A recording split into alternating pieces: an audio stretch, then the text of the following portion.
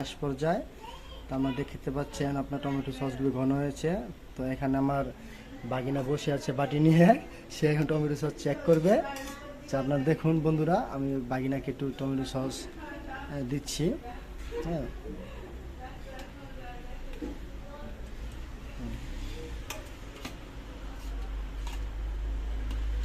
খেয়ে দেখো তো কেমন হয়েছে।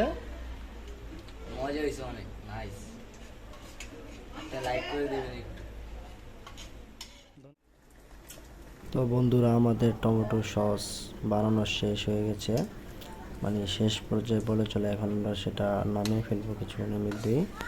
তো বন্ধুরা, যাদের রেসিপিটা ভালো লেগেছে অবশ্যই লাইক করবেন এবং কমেন্টে জানাবেন কে কে পারেন বানাতে, এবং অবশ্যই শেয়ার করবেন যাতে বন্ধুরা সবাই টমেটো সস বাসায় বানিয়ে খেতে পারে আমার ভিডিওটা দেখে। অবশ্যই বন্ধুরা ভালো থাকবেন সবাই, ধন্যবাদ। আজকের মতন এই ভিডিওটা এখানে শেষ করলাম।